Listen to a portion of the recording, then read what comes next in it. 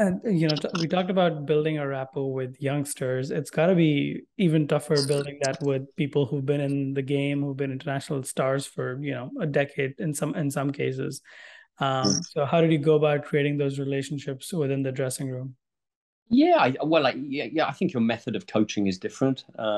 If you're working with an under 16, under 19, of course, they haven't reached where they want to get. So they're normally sponges. They want every bit of help because they haven't got where they want to get. Often when you go in with the international team, your Pollards, your Bravos, your Gales, these are guys who've been there, delivered it, millionaires, often, very wealthy guys.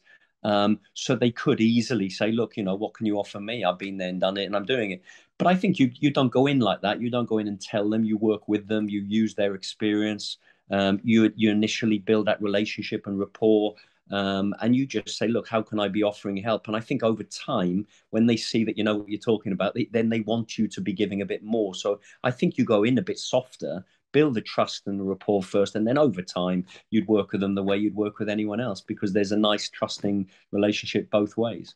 Um, Interesting one for me was Marlon Samuels. I mean, when I first went into the West Indies, Marlon Samuels was very much sort of, arms folded. What can this little white man from England teach me about batting? It was a little bit like that, and I didn't get much from Marlon, and he was quite difficult. And then one morning we had a test series against New Zealand in the Caribbean, and I remember he came over, he brought his breakfast, he sat next to me for about an hour, and he talked to me about his upbringing in Jamaica and Kingston and how the teacher got him into cricket, and it was fascinating. And from that day on, never looked back, and we became good mates. And whenever I'm in Jamaica, I go to his house now. He invites me up, and honestly, it was like he'd suddenly decided, yeah, you are a good bloke. You know what you're talking about. I've watched you for a year now, working with all the others. Everyone likes you, so I'm happy now to give it. But for a year, he really was just sussing me out. I think he was the only one, but never looked back. And as I say, get on really well. And the lads were great there. And I'm very good friends with Jason Holden. I worked with Jason from the age of 19 right the way through.